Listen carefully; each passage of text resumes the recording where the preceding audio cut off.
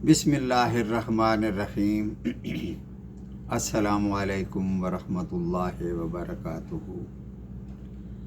ترجمہ قرآن مجید کا سلسلہ آگے بڑھاتے ہوئے آج ہم سورہ بقرہ کی آیت نمبر 252 سے 258 تک کا ترجمہ پڑھیں گے۔ یہ اللہ تعالیٰ کی آیت نمبر 252 یہ اللہ تعالیٰ کی آیتیں ہیں جو جبریل امی اللہ تعالیٰ کی طرف سے مسلمانوں کو پڑھ کر سنا رہے ہیں، یعنی جنہیں ہم حقانیت کے ساتھ آپ پر پڑھتے ہیں اور بالیقین آپ رسولوں میں سے ہیں۔ یہاں پر دوسرا پارہ ختم ہو گیا ہے الحمدللہ، اب تیسرا پارہ شروع ہو رہا ہے۔ آیت نمبر 253، یہ رسول ہیں جن میں سے ہم نے بعض کو بعض پر فضیلت دی ہے۔ تفریق رسولوں کے درمیان کفر ہے۔ رسولوں کے درمیان کوئی فرق نہیں، یعنی بعض کو بعض رسول مانے اور بعض کو رسول نہ مانے، یہ کفر ہے۔ ہاں، تفضیل یعنی فضیلت یہ ایک الگ بات ہے، یہ قرآن مجید سے بھی ثابت ہے۔ بعض کو بعض پر فضیلت دی گئی ہے۔ ان میں سے بعض وہ ہیں جن سے اللہ تعالیٰ نے کلام کیا، یعنی موسیٰ علیہ السلام، اور بعض کے درجات بلند فرمائے، اور ہم نے عیسیٰ ابن مریم علیہ السلام کو معجزات عطا فرمائے، اور روح القدس یعنی جبریل امی کے ذریعے ان کی مدد فرمائی۔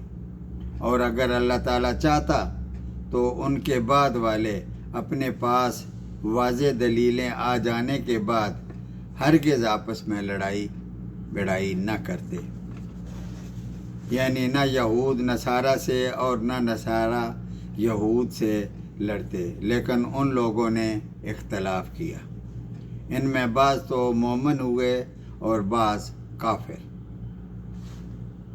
اور اگر اللہ تعالیٰ چاہتا تو یہ آپس میں نہ لڑتے، لیکن اللہ تعالیٰ جو چاہتا ہے وہ کرتا ہے۔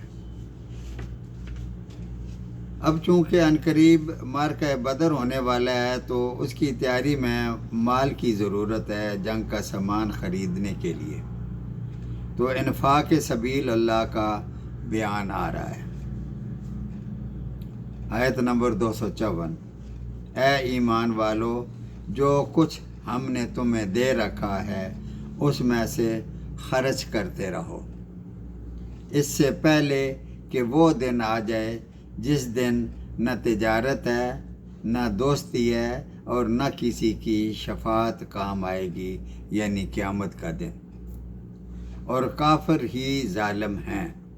یہاں پر کافر وہ نہیں جو دین سے انکاری ہیں، یہاں پر ان کو کافر کہا گیا ہے جو ہیں تو مسلمان لیکن صاحب حیثیت ہوتے ہوئے بھی اللہ کی راہ میں خرچ نہیں کرتے۔ اب یہاں سے آیت الکرسی شروع ہو رہی ہے، جس کی فضیلت سے کون واقف نہیں ہے۔ قرآن کی عظیم ترین آیت ہے۔ حضور صلی اللہ علیہ وآلہ وسلم نے فرمایا کہ یہ قرآن مجید کی تمام آیات کی سردار ہے۔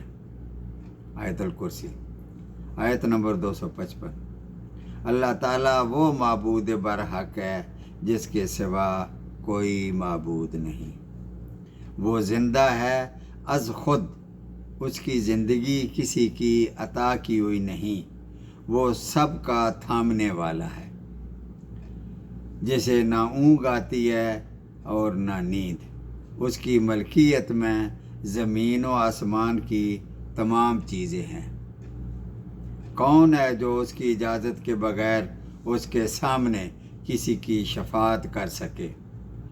وہ جانتا ہے جو ان کے پیچھے ہے، وہ جانتا ہے جو ان کے سامنے ہے اور جو ان کے پیچھے ہے، اور اس کے علم میں سے کسی چیز کا احاطہ نہیں کر سکتے مگر جتنا وہ چاہے۔ اس کی کرسی کی وسعت نے زمین و آسمان کو گھیر رکھا ہے، اور اللہ تعالیٰ ان کی حفاظت سے نہ تھکتا ہے نہ اکتاتا ہے۔ وہ بہت بلند ہے، وہ بہت بڑا ہے۔ آیت نمبر 256۔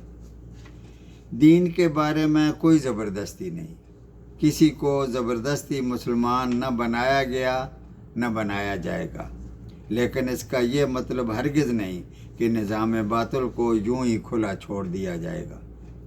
نظام باطل کو مٹانے، صرف اللہ تعالیٰ کا دین رائج کرنے کی ہر ممکن کوشش میں لگے رہنا ہے۔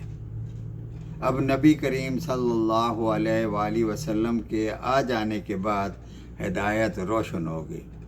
اس لیے جو شخص دوسرے معبودوں کو چھوڑ کر صرف اللہ تعالیٰ پر ایمان لے آئے، اس نے مضبوط کنڈے کو تھام لیا جو کبھی نہیں ٹوٹے گا۔ جیسے ایک شخص بحری جہاز میں سفر کر رہا ہے تو جہاز سے گر جائے اور ہاتھ پاؤں مارتے مارتے اس کا ہاتھ جہاز کے کسی کنڈے پر پڑ جائے اور وہ مضبوط ہو تو اسے یقین ہو جاتا ہے کہ اب یہ کنڈا مضبوط ہے، میں ڈوبنے سے بچ جاؤں گا۔ اور اللہ تعالیٰ سننے والا اور جاننے والا ہے۔ آیت نمبر 257۔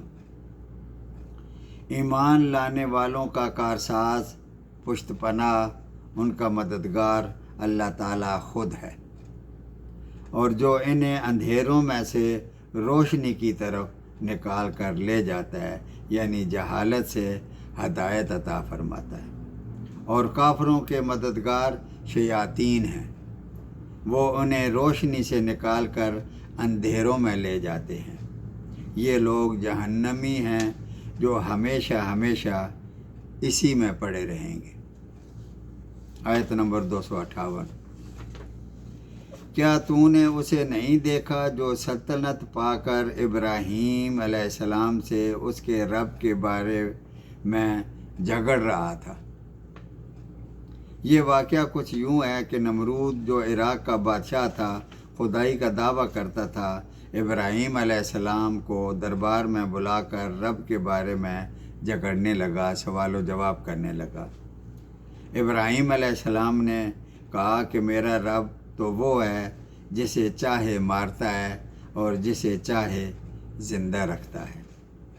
نمرود نے جیل سے 2 قیدی بلائے، ایک کو قتل کر دیا اور ایک کو چھوڑ دیا، اور کہا کہ یہ تو میں بھی کر سکتا ہوں۔